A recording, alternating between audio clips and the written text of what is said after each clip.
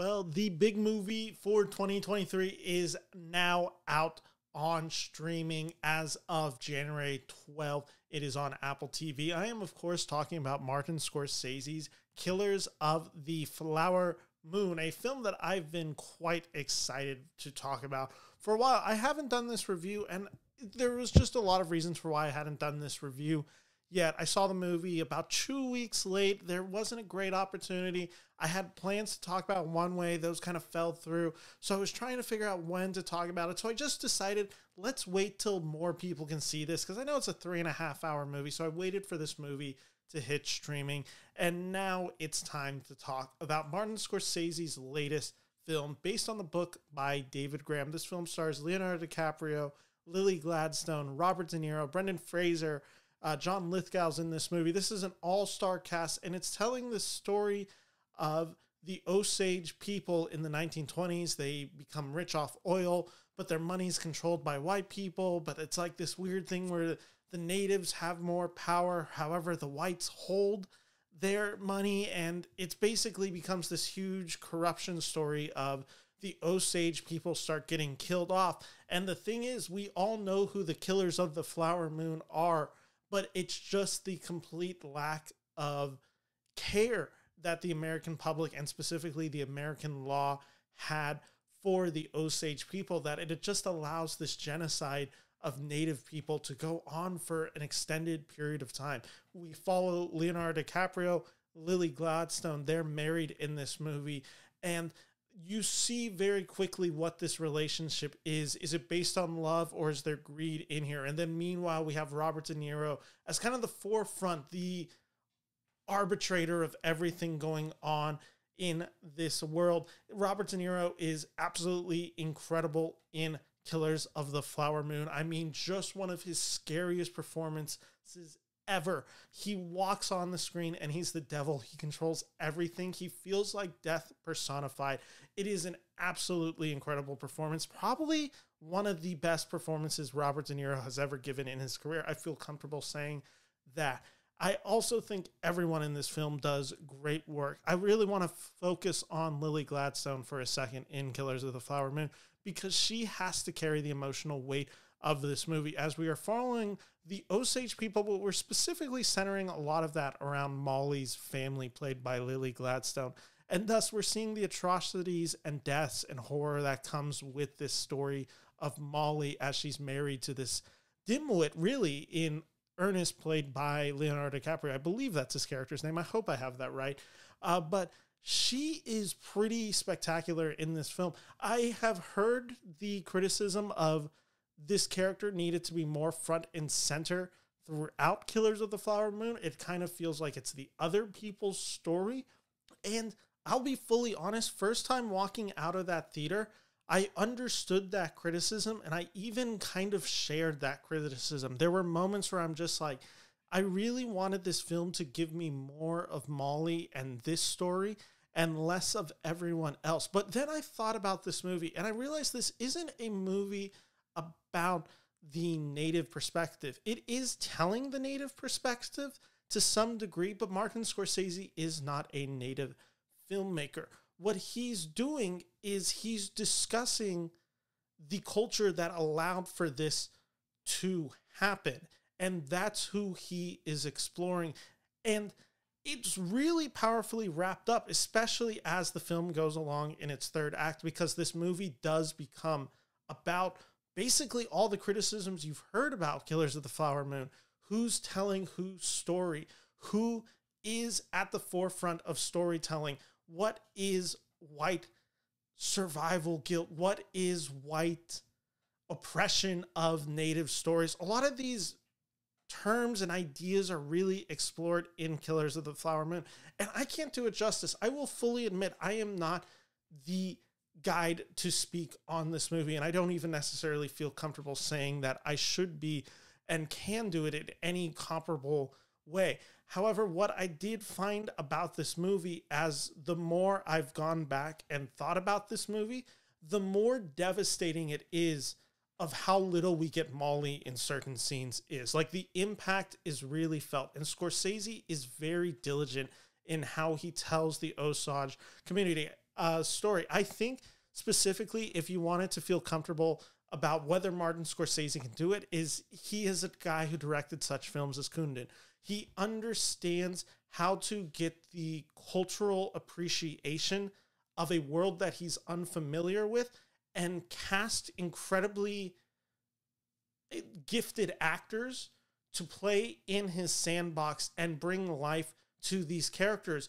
And I think the most powerful thing about Killers of the Flower Moon is Martin Scorsese himself is admitting, maybe I'm not the best guy to tell this story, but I'm going to tell this story because no one else is going to at this moment in Hollywood. And you can critique that all you want.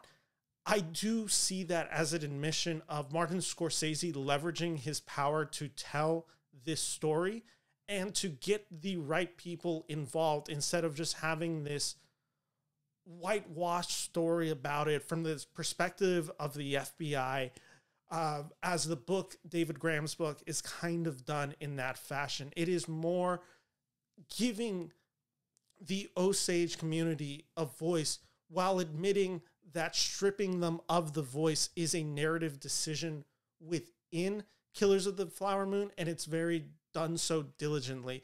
And like I said, this is kind of off the top of my dome, so I really want to be careful with what I'm saying here because I haven't been able to fully articulate my thoughts on this and if I'm even saying this correctly. However, like I said, I think the criticism, while I understand it, is also criticism that is essentially baked into the text of Killers of the Flower Moon. And what I find so interesting along with all of that is how Martin Scorsese leverages his film knowledge within this story.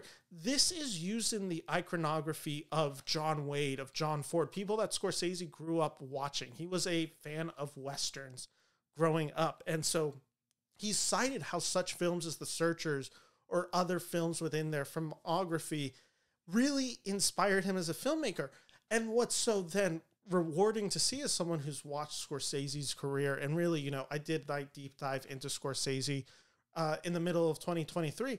What I then found so fascinating with it is watching that filmmaker evolve and grow from that, where this period of his life, I kind of have been trying to term the best way how to describe this late period Scorsese, which I think you could really see as Silence, The Irishman, Killers of the Flower Moon.